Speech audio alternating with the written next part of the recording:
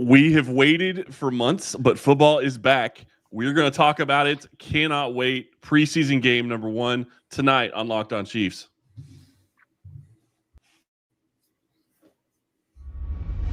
From the land of the free and the home of the Chiefs, this is the Locked On Chiefs podcast. Welcome back, everybody, and welcome, Chiefs Kingdom. Thank you for listening to Locked On Chiefs. Thank you for making Locked On Chiefs your first listen of the day. We really do appreciate that on the Locked On Podcast Network, your team every single day. We have a lot to talk about. Very excited to talk about preseason football. We actually have football and something to watch and rewatch and probably rewatch a third or fourth time to see what we missed the first couple times watching it. But there's going to be a lot that we're going to talk about. We're going to talk about what's next up. We're going to talk about that later in today's show. Who is on the rise after game 1? We're going to talk about that in the second segment. We're going to start by talking about the standouts of the game. With me tonight, Matt Derrick from Chiefs Digest. Matt, thank you so much for joining us. And, of course, my partner in crime for not going on 9 years, 10 if you want to count our other podcast, Ryan Tracy from RGR Football. So many things to talk about, and quite frankly, it started from the kickoff. I don't know. It looked like Jack Cochran got the fumble, I guess. Christian Roland Wallace recovered it, but that started how this game went. And Patrick Mahomes was out after 3 plays. I mean, was about as good of a start as you could have asked for if you're the Chiefs. Yep. Harrison Butker, and that's how. I mean, that's the kind of kickoff that they're going to want. I mean, the Chiefs are going to do different kickoffs, but that was a great example of what they're hoping for with the new kickoff rules is just get the ball on the ground and let good things happen. And that's exactly what happened. They get the turnover, 3 plays, 2 of them, I guess, really counted because 1 was a penalty. So and Pacheco had a nice hard run. Mahomes, the touchdown. Jason Brantley, a great catch. I mean, he improved his stock. That was as good of a start as you could have asked for. And if you're the Chiefs, you got everything accomplished that you wanted to. You get out without mostly serious injuries. I mean, obviously it doesn't look good for Deion Bush. Doesn't look like they have anything else serious coming out of this game. But hey, you got to see a little bit of your offensive line. You got to see a little bit of Josh Simmons and Kingsley Suamataia. By and large, I mean, everything the Chiefs could have asked for in this game except for a W. And that's not even something we need to consider at this point, right? We are all right with that. I felt like the whole offensive set looked pretty good in very limited play, but as you said, moved the ball, got into an advantage that you get into when somebody makes a big play, and they took advantage of it. I think that's the encouraging thing is it wasn't like feeling your way through, oh, we got a little bit of something here. They got on the field, they took advantage of it, and it looked like it went pretty smoothly. I'm glad that you mentioned Pacheco. Talk more about him a little bit later and what that offense looked like. I thought for first snaps of a season, Matt, it looked like the offense came out, the signals were in, they were moving pretty dang well. Did you see anything that encouraged you or discouraged you from that group? Yeah, I mean, mostly it was encouraging. And honestly, what was encouraging to me was, maybe more the drive that Gardner Minshew had. Because that's an area where, in past preseasons in particular, that Chiefs haven't always looked really good when they start to filter in the second team offense, and that's when maybe things break down a little bit. And there was a couple of hiccups. I was really surprised. I wasn't sure that Andy Reid would be willing to go with putting Gardner Minshew behind an offensive line that he really hadn't worked with. Usually they at least give the backup a few series in training camp before they put him into a situation where it's going to be like that. But we hadn't seen Gardner Minshew working at all with the first team line. And so you saw one hiccup for sure. Yeah. But other than that, it looked pretty good. And, and even with the second team, it started filtering in and everything like that behind Gardner. They were able to keep the momentum going. So, what happens in the second half of a preseason game doesn't bother me at all. But it's like, what happened when the majority of the team's first team and the second team were out there? I mean, Chiefs were winning that game when those players were out there, and that's the guys that are going to be on the field come September 5th. And they took the ball away. That's one of the biggest things that I saw that I absolutely loved. And Matt, I'm glad you brought it up. You talked about it, and I saw this. I saw you tweet it out talking about specifically Gardner Minshew working with Creed Humphrey and the fumbled snap and not having any snaps with him throughout training camp that you'd seen. And then you go out and you see what what can cause plays like that. And it's a little different, especially with Creed Humphrey, who's I think the only left-handed center in the game. So it's going to be a little bit different when you talk about the snap. But you start looking at some of the players that stood out. Christian Roll-Wallace got an interception on top of the fumble recovery. Jaden Hicks got an interception. And don't get me wrong, that ball was thrown right to him, but he still came down with it, still made a play, and still made plays attacking as well. You have Robinson getting a sack later in the game. Lots of different guys that you could pick. And I will say this, Brownlee, I was very impressed by the catch because while it was an okay throw, I didn't think it was a great throw by Mahomes, and I thought he put a little too far outside, but Brownlee showed it the ability to go out and get it and really attack the ball, and I think that could really mean something for his chances, though it's going to be very rough at this wide receiver position for the Chiefs. Matt, who are some other guys that you thought stood out for you? Yeah, and I definitely want to just put a dot and an asterisk and a star, whatever you want to put next to Chris Roland-Wallace, because if you hadn't been to training camp, you saw tonight what's been evident going back to OTAs for us. Chris Roland-Wallace is a safety for the most part. I mean, he's a safety that maybe is going to play a little corner. I mean, but he's basically Chamari Connor's backup. And you got to see that tonight. He obviously had the interception in the deep safety spot and really kind of a free safety role. He got to play a little bit in the box. He was playing in the corner, in slot corner. That's the way he is going to move around. I mean, if he's going to be the backup to Chamari Connor, you're going to see him playing in all those spots. And I thought he did really well there. The receivers for sure. I mean, that was an area that, and Brownlee really stood out. Nico Remigio needs to have a great, preseason to hold on to his spot. And I thought he had a really good night, especially with the punt return, couple of catches. If he'd been able to catch that circus catch over his shoulder in the end zone that Bailey Zappi just kind of chucked towards him, that would have probably been enough in one game alone. But I thought, even though I don't think Tyquan had one catch, that was a good one, but all the receivers that are in the battle for that last spot, Tyquan Thornton, Brownlee, Remigio, I think he even saw with just the way that guys get used. I mean, Sky wasn't really in there until late in the game. I think that shows you where the separation is. I mean, you might have three guys for one or two spots, and those are the three guys be going for it. You got to see tonight the glory that is Robert Tonyan, Big Bob, as Travis Kelce calls him. Everything in his glory that we've seen in St. Joe, that was an example of it tonight. He just seems to find open space, gets open, quarterbacks find him, and he picks up yards. That's the magic right there. Jaden Hicks, you mentioned him too. That was another one. I'm still not entirely sure why Jaden Hicks is the number 3 safety, other than the Chiefs really like Chamari Connor and Brian Cook too. But Jaden Hicks just, he's gonna force his way onto the field more and more. He's just, I think, just too good. I have to agree, but he's not the only guy that is on the rise. We have to get a ton more done because this is just preseason game number 1. There will be changes. There'll be things that go on in the next couple of days that will have an impact. Who's on the rise? A lot of guys have been named. One that hasn't yet is coming up next. Ever wish managing your money felt easier? With Monarch Money, it can. Whether you're growing your savings or planning a big purchase, Monarch puts you in the driver's seat. It's like having your own personal CFO, giving you full visibility and control over your finances.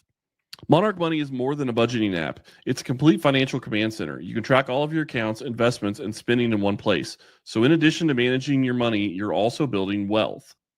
I've used Monarch Money for at least 7 or 8 months now, I think, and I've loved it. It is awesome to be able to have everything at your fingertips. You see, and it budgets out your money. It shows you what you're spending your money on. It shows you your income in, your income out. It is a fantastic app. You need to go give Monarch Money a try.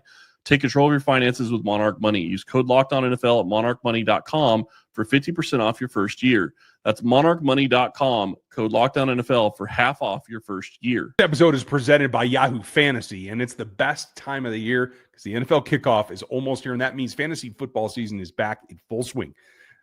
This year, Yahoo Fantasy is turning things up with a fantasy football experience like never before. This year, me and Locked On Chiefs are playing on Yahoo Fantasy, so you should too. Whether you're a first-timer or a veteran making your millionth league, you can get into it.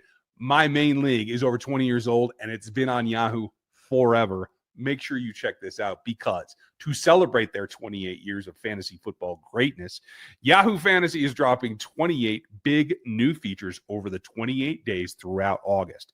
To kick it off, they just dropped the Yahoo Fantasy Guillotine Leagues, a killer new way to play fantasy football on Yahoo, where the lowest scoring team gets eliminated from the league each week until there's only one left standing. And this season, it's just around the corner. Now's the time to get your league together and give it a try in a new mode, whether it's one of the classics, this guillotine, or head-to-head, or you can just join a normal public league like you have in the past. Stay tuned for more killer announcements and start playing Yahoo Fantasy Football now at yahoofantasy.com/LockedOnNFL. So much to talk about. Who is on the rise, Ryan? I'm going to start with you. You have somebody you want to talk about. Who was on the rise for you tonight? Because I know it's really killing you with your boy Bailey Zappi. There's 1,000 guys that we could name. We'll get to Bailey, unfortunately, later in the show. I wanted to echo, Matt. I thought Tyquan Thornton, not just the catch, but the fact that they were looking for him early. I thought the PI call on that RPO slant, I thought that was really indicative of what we might see come the regular season. And the fact that that was on the table right away, I thought that was a big plus. What I want to ask you is probably a little bit more about if we should be concerned about just how much Tanyan got action tonight, because you've been prognosticating about how he's going to make an impact on this team. Saw Wiley make one catch late, but are they going to Tanyan too much too early for you? I mean, there's a little bit of a question here, because and this is where it gets tricky, in training camp and trying to figure out where guys fit in, because Tanyan has been one of those guys that, I mean, they're putting him on every team. I mean, he's first team, second team, third team. He gets the bulk of his work with the twos. Every once in a while, you can see him with the threes, and you saw that tonight. I wonder how much of it is occasionally getting just a veteran out there for the younger quarterbacks to work with. Especially, hey, tonight you saw that. I mean, he comes up with a big catch when a young quarterback needed it, at least an experienced quarterback. And that's how it's been a little bit in training camp. I mean, he's sometimes been the security blanket for Gardner Minshew and Bailey Zappi. Chris Odokin doesn't get to work with him much, but you see him. He's definitely been the security blanket for the backup quarterbacks. Mahomes has his other blanket, so he hasn't had the need Tanyan. And so I'll admit, I mean, I've been perplexed at how the Chiefs have been handling Tanyan, because he has looked really, really good and he gets a lot of work. So I don't know how much of it is that they're maybe just testing out to see, hey, wait a minute, is this just a fluke? Is this the old guy that's got a little bit of the fountain of youth? And I mean, he's not that old. He's not like Travis Kelce old, but he's Patrick Mahomes old. I mean, they came out in the same draft, so he's been around for a while. But I'm perplexed, because it hasn't really made a whole lot of sense how they have been using him. And to your point, I mean, are they kind of just using him as much as they can now and just see what happens?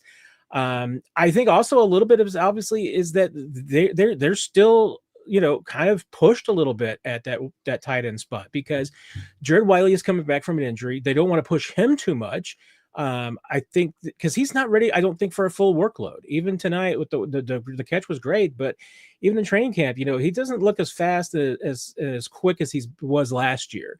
So coming back from an ACL, he's going to need some time. And then even if you get into the other guy, Trey Watson has looked really nice in camp and has had a good camp. GQ Spivey has looked good too, but again, they're kind of shorthanded at tight end with Jake Brenningstool being out, and they've had some injuries in that group, and they're trying to manage Travis Kelce's workload. So as a result, it seems like, hey, Robert Tonyan's getting a ton of work. He's taking advantage of it. Are they just writing that to say, okay, well, let's just use up all the Robert Tonyan we can? Or are they just trying to see, hey, wait a minute, is this for real? Or is this guy just, having a really good stretch, and once he gets tired, then he's going to hit a wall? I have to look at it and wonder, is it also possible that they're looking at it saying, Noah Gray, if he gets injured, we're in trouble, and you keep him off the field for any of the second and third team stuff that you may think you put him in because you need him for the regular season. So I wonder if that plays into it. When you look at some of the other young guys that really made a name for themselves tonight, the linebackers I thought were really interesting. You started off, Drew Tranquil wasn't playing, so you saw Cochran on the field early. You saw Cochran get involved in a fumble on the opening kickoff. You saw Cam Jones also in on that fumble on the kickoff and forcing a second one. It looked later, even though the Cardinals ended up coming up with the ball. I think this group is going to be very hard to figure out where they're going to get their fifth linebacker or maybe sixth linebacker, and if they can keep six, because it looks like there's a lot of guys that can move around, and Bossa was looking very good tonight as well. Yeah, there's going to be 3 linebackers for sure on this roster. And every indication is that the Chiefs have shown us so far is that Jack Cochran is their number 4. Jeff Bossa is definitely going to make this roster because he's a rookie, and 2, he's just good. Yep. I think even tonight you saw him make a couple of plays. Looked like he got his wind knocked out of him at one point, but came back in and then made some more plays after that. But you saw the range. That was what impressed me by him. He's quick. He's smart. I mean, there's a lot to like about Jeff. The only thing I think you wish is that maybe he was about 15 pounds heavier.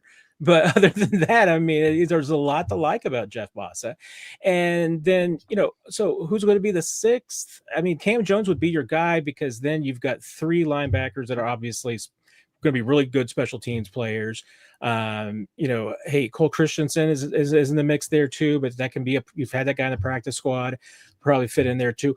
And then, I mean, I really like Cooper McDonald and Brandon George. They've been good for undrafted free agent guys. I mean, they're good enough to crack the roster too. There's not enough room for all these guys. And again, I mean, there's a difference between your starters and the backups. Backups are going to be guys that, hey, maybe can fill in for you for a short period of time and play a lot of special teams for you at a high level. The Chiefs have a lot of those guys. So, I mean, it's good in that sense. They might be a little bit stretched for your starter depth. And, because there's a bit of a drop off when you get from Chanel and Tranquil down to maybe Cochran, Cam Jones, and Jeff Bossa. I'm glad that you brought up Bossa. I was going to if you guys didn't. So I don't think that Jack Cochran is number 4 at this point. I think it should be a no hands down deal there. The way that they use Bossa shows you everything that he can do. Even in particular, something that he wasn't, I thought, exemplary on his college film in attacking the pocket and blitzing. The fact that they put him out there, he's a well-rounded backer. It won't be long until he is the 4 on this roster. He is on the rise. There are other guys that have to watch out for those rising. Who is next up and what do they have to do to stay on track? That's next. Time to fuel up and turn it up with 5-Hour Energy Transfusion. It brings the bold grape, ginger, and lime flavor of your favorite golf drink, minus the alcohol, into a quick, energizing shot. Whether you're sinking birdies or trying to make memories with your friends, this one's a hole-in-one in your energy game. And to be honest, some days on the course or even off of it, you just need that extra boost to stay sharp and stay energized. I use it whenever I'm getting low on energy or I need to make it through a show or it's tough. Wherever the game is taking me, I can use 5-Hour and get back into that game. Golf is all about good times and good people, good flavors. Of course, you got to have those. The grape, ginger, lime flavor use the best parts of the clubhouse to go without any chasing or the need for a bev cart. That helps. If you go to 5hourenergy.com today, that is the number 5hourenergy.com, you can get the promo code LOCKEDONGolf and receive $20 off of your order. This offer is valid only until September 30th on one order and cannot be used for other promotions. The code is not good for subscription orders. Whether you're meeting with your friends or trying to turn 18 holes into 36, get energizing boost that you need from your power, though. Order transfusion-flavored 5-Hour energy shots today.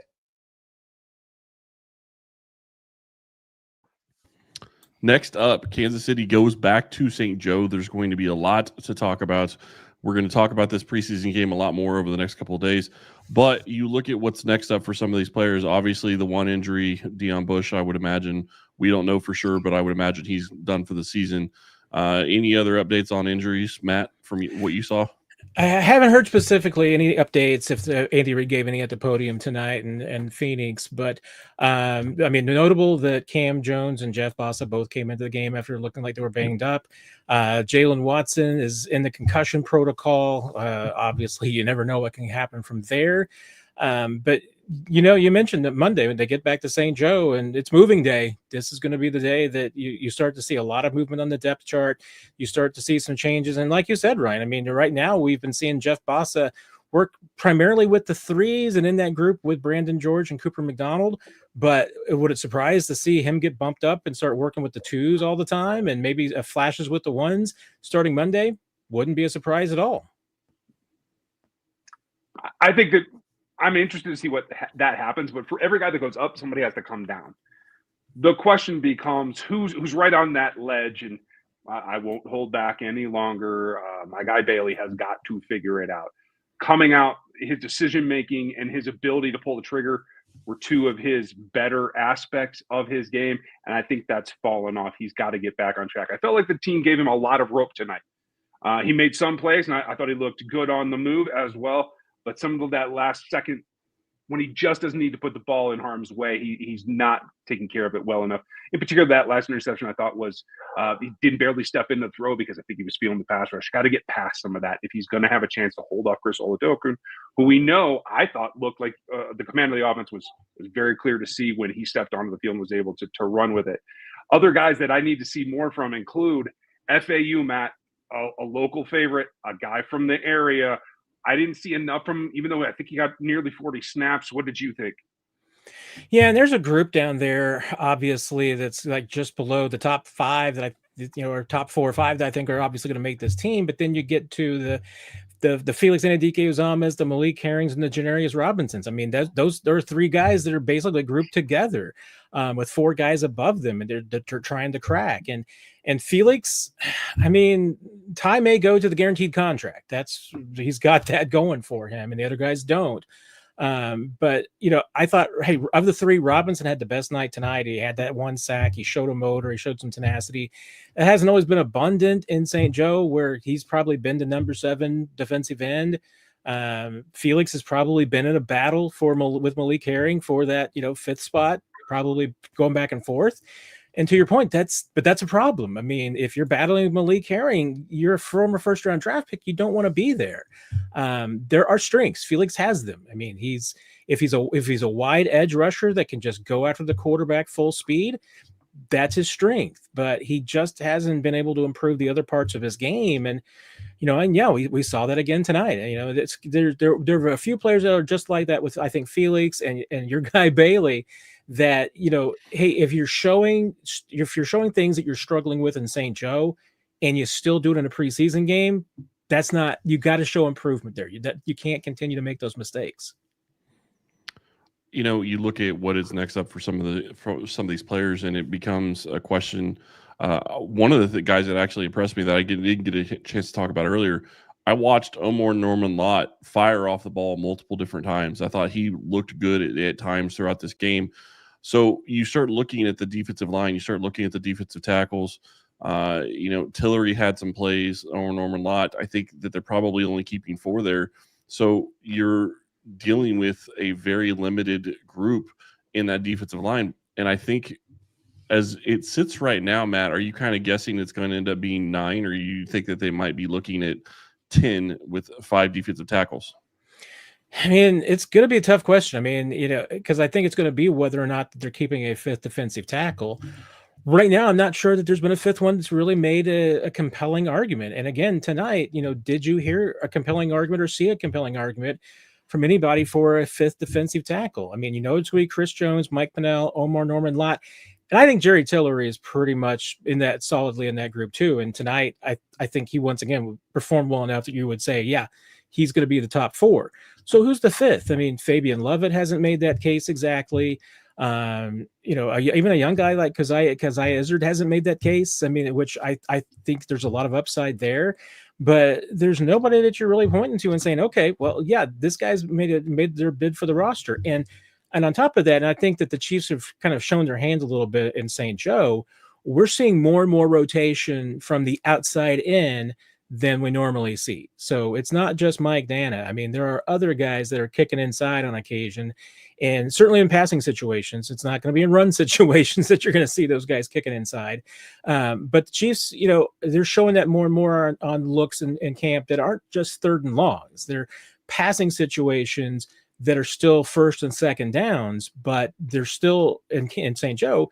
They've been using a lot more edge rushers in those situations, kicking inside. So now you've got 3 pass rushers on the field, and Chris Jones, Dre Tillery, whomever it may be that third one is, that at least that tackle is. And I even saw a play this week where Mike Dana was the nose tackle taking on Creed Humphrey one-on-one. So they're working with a lot of looks right now. It feels like they're searching tonight. The snaps, Izzard with 11, only 10. It just didn't have the balance that I thought it would have. Marlon Tuipulotu ended up with the most of that group that is kind of battling with each other. 37 snaps, it looks like the initial count is, 27 snaps for him, with Fabian Lovett only getting 10. That might completely switch next week because I feel like they're trying to give everybody a group of snaps to see if they can get in a rhythm and maybe find what they're looking for. Matt, last question. Who is one guy that you're looking forward to seeing in game number 2? Oh, really good question here. I mean, I'm hoping that if he gets the dislocated finger kind of behind him a little bit, that he just, Brashard Smith suffered that dislocated finger on Thursday, gutted it out and played through it tonight. He is going to be a pretty compelling figure for a couple of reasons. One is certainly, I mean, there's the tangent of him related to the wide receiver competition, rather, because if he wins the punt return job over Nico Remigio, it changes that job a little bit. At the same time, if Nico wins the punt return job, and hey, let's face it, his return that he had tonight makes a compelling case for why he needs to be on the return teams, and you might need him, then hey, that's going to make life more difficult for Tyquan Thornton and Jason Brownlee. So Brashard Smith's making the team. It's just what his roles are and what he plays. I need to see him pick up another blitz like he did tonight, because if he can continue to do that and show some growth there, then you might say, okay, well, this is a guy maybe you're not afraid to put out there on a third down. But there's a lot to see from him. And obviously, I mean, that wide receiver competition is going to continue to be tough. I mean, there's a half dozen guys, Ryan, that I want to see more of next week, because I don't know that, with a lot of the competition that we're talking about, I don't know that we've seen anybody tonight other than like a Chris Roland Wallace that I think if he didn't already have a ticket punched to 53, I think he proved it tonight that he belongs. So I don't know if he needs to make any more argument, but there's a lot of other guys at corner, especially. And Jalen Watson, entering concussion protocol and injuries biting that position. It's going to make it dicey for Steve Spagnuolo and Dave Merritt, because they get to some decisions to make at that cornerback spot. I'm glad you brought that up really quick on Brashard Smith. I did think that it was a great sign watching him pick up the blitz, but also being able to just help an offensive tackle. That does take skill. It's not just going in all out hitting him. It's just giving enough to get him into the tackle. And I saw him do that a couple times. So I thought that's helpful. But you talk about corner, Matt, and I think the big thing when you start looking at it is you lose Jalen Watson to a concussion. He's had injury history with Kansas City the entire time he's been in Kansas City. That's been a question mark. And it's one of the reasons why he hasn't been able to take over that number 2 corner role. And then you watch Najee Johnson playing with the 2s and 3s as they're trying to get him more snaps and trying to see if he can take the job. And he allows an easy slant for a touchdown. So that corner role is still undefined. Now, we haven't seen Christian Watson, and we'll see him probably when training camp gets back on Monday. But really quick, Ryan, who is another guy you're looking forward to seeing in game number 2? I got to go back and look at the second tier offensive line, just take a closer look. I thought Pole was out there for quite a bit. I think he might have made some momentum and some credit for himself. We'll talk about him Monday, as well as we continue. My guy Carson Steele is not going quietly. I'm just going to tell you. Not going quietly, but is still a long shot, at least in my opinion, for making this roster. I'm really excited to see if any of the wide receivers get another chance and go take advantage of the chance in game number 2, because I do think Mahomes is going to play at least probably into the second quarter. Whether or not he actually gets all the way to the half, I don't think so, but we'll see. That's going to be it for us tonight. Thank you all for watching. We really do appreciate it. A lot more to talk about. We will be back covering this team, talking about how this preseason game number 1 went, and let us know in the comments what you thought of it, and we will talk to you tomorrow.